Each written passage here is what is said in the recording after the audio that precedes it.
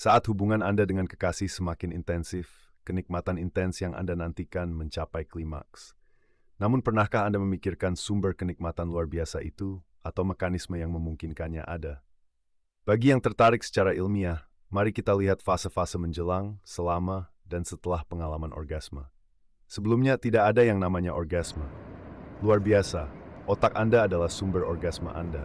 Aku tahu ini kelihatannya aneh, tapi itu benar adanya. Sistem saraf dan korteks cerebral adalah asal mula pengalaman orgasme. Banyak sekali aktivitas yang sedang berlangsung. Banyak hal yang kita anggap remeh bisa menjadi sinyal. Sekarang kita tahu kapan tubuh Anda mencapai klimaks. Mari kita periksa apa yang terjadi selama gairah. Aktivasi lobus frontal terjadi selama gairah. Wilayah ini bertugas mengatur keterampilan motorik, memori, impuls, dan perilaku seksual, antara lain.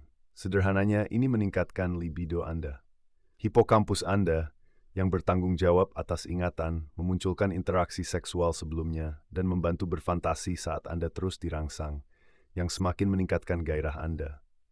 Namun, nilai sebenarnya dari hipokampus terletak pada beban emosional yang diberikannya pada masukan sensorik.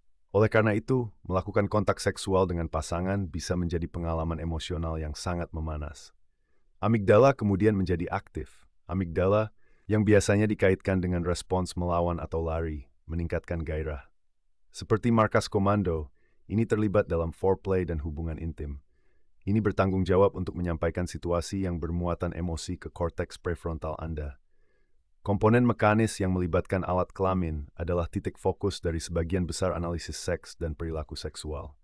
Namun, untuk mengalami orgasme, variabel dan proses tambahan harus ikut berperan. Stimulasi alat kelamin Anda melepaskan banyak neurotransmitter, termasuk dopamin, oksitosin, dan lainnya. Otot-otot Anda berkontraksi dan melepaskan sekaligus, yang meningkatkan aktivitas saraf dan aliran darah ke berbagai bagian tubuh Anda. Zona sensitif seksual, bagian tubuh yang paling sensitif, seperti leher, telinga, paha, puting susu, klitoris, vagina, penis, dan anus, menjadi lebih sensitif akibat peningkatan aliran darah dan aktivitas saraf. Sensitivitas di wilayah ini merupakan faktor lain yang mendorong libido dan kenikmatan. Hal ini menjelaskan mengapa beberapa orang menyukai aktivitas yang berhubungan dengan ketegaran seperti menggigit, membelai, atau menggigit ringan. Gairah meningkat, dan Anda semakin dekat dengan orgasme, sebagai hasil dari efek sinergis dari peningkatan aliran darah, aktivitas saraf, dan pencampuran berbagai bahan kimia yang membuat Anda merasa nyaman. Meski demikian, rangsangan pada alat kelamin menimbulkan reaksi berbeda. Otak sangat aktif, terutama selama pengalaman orgasme. Namun sistem saraf parasimpatis bekerja tepat sebelum Anda mencapai orgasme. Jangan biarkan nama yang panjang membuat Anda kecewa.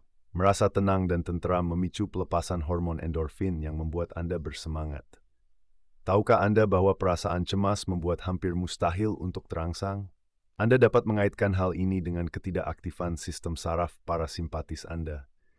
Selain itu, area berbeda menyala selama klimaks dan hubungan intim. Maafkan saya, sementara saya memberi mereka nama. Tak sedikit di antaranya yang punya nama menarik. Daerah tegmental ventral dan nucleus accumbens adalah yang awal. Orgasme memicu pelepasan dopamin oleh kedua struktur tersebut. Daerah hipotalamus anterior medial adalah daerah yang melepaskan oksitosin.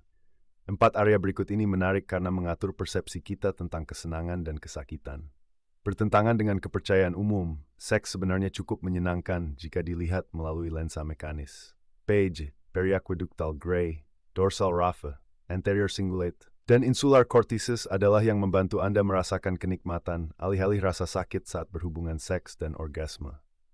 Stimulasi orgasme dan aktivasi nyeri mencakup korteks cingulate anterior dan insular. Untuk mengurangi ketidaknyamanan, back dan punggung harus bekerja sama. Jika digabungkan, keempat hal ini mengurangi rasa sakit dan meningkatkan kesenangan. Anda tidak perlu menyimpan nama mereka. Anda patut bersyukur bahwa orgasme tidak menyakitkan. Pada detik yang sama, selama sesi orgasme, banyak hal yang terjadi. Sebagian otak Anda mati, otot-otot Anda mengejang, dan aliran neurotransmitter mengalir melalui aliran darah Anda. Benar saja, area otak Anda yang bertanggung jawab untuk mengambil keputusan menjadi tidak aktif. Ini menjelaskan mengapa Anda bisa mengalami sedikit rasa tidak berdaya. Anda mungkin secara tidak terduga mengeluarkan suara atau ekspresi aneh selama pengalaman orgasme.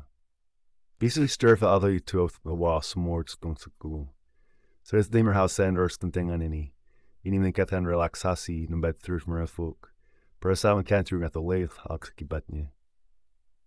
Saat Anda sedang mengalami pengalaman orgasme, otak Anda melepaskan bahan kimia yang membuat Anda merasa nyaman seperti dopamin dan oksitosin. Terakhir, gairah dalam keadaan termotivasi secara seksual memicu pelepasan vasopresin.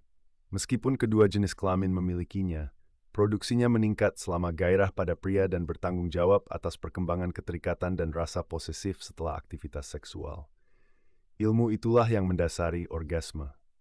Anda akan melewati pusaran emosi dan sensasi sensorik, dan muncul perasaan luar biasa berkat simfoni hormon, ujung saraf, reaksi biokimia, dan ledakan neurologis. Jadi ingatlah bahwa mengotori tangan Anda bukan sekadar hiburan yang menyenangkan. Ini sebenarnya adalah upaya ilmiah. Apakah Anda punya pendapat tentang video ini? Kirimkan komentar untuk memberitahu kami. Seperti biasa, kami menghargai waktu Anda dan berharap dapat bertemu Anda di episode mendatang.